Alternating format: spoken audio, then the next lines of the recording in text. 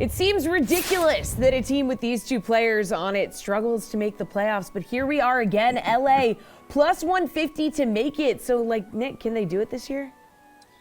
I mean, maybe, but I don't feel good about this team. I understand that you're getting Mike Trout back if you had him you're without him pretty much the entire season. It's weird to think that, we look at basketball, and if you have two guys like this on the same team, it's like, yeah, of course they're making the postseason and they might make a title run. Baseball is different. It's part of why I love the game.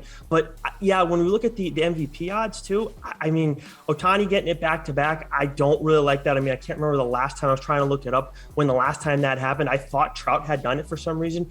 And I know there are some voters who are like, Trout is the best player in baseball. Well, now Shohei Ohtani kind of falls under that umbrella because he pitches as well. So I could see it going either way with these two guys. I could also see votes getting pulled, them pulling votes from one another too, because they're on the same team, impacting the lineup and all that. So I don't like voting on betting on either one of them or at least Ohtani to win MVP. I think Trout's the better bet there. And I don't like betting on them to make the postseason.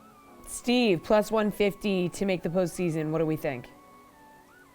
You can't rely upon this team at all. It's a sham that they have Ohtani and Trout because they're just being wasted in their prime years. This team has absolutely no pitching. It seems to be the common theme in the AL West, except for the Mariners, because they're the only smart team in the league. They have no pitching at all.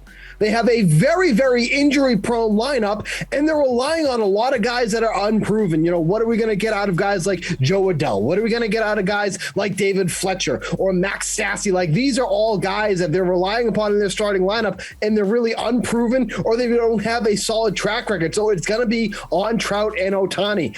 Even though the playoffs are expanded, it doesn't mean anything good for the Angels. I don't know how they're ahead in terms of the Mariners, who are going to be the winners of this division. So that's why, great odds. That's fine. If DK wants to settle like that, fine. Be a bunch of losers at the end of the season when we're cashing our bets. That's their problem, not mine. I don't see how they're ahead. They have nothing on this team that makes me feel that they're going to be the ones that are going to either make the playoffs or even win this division. It's a sham.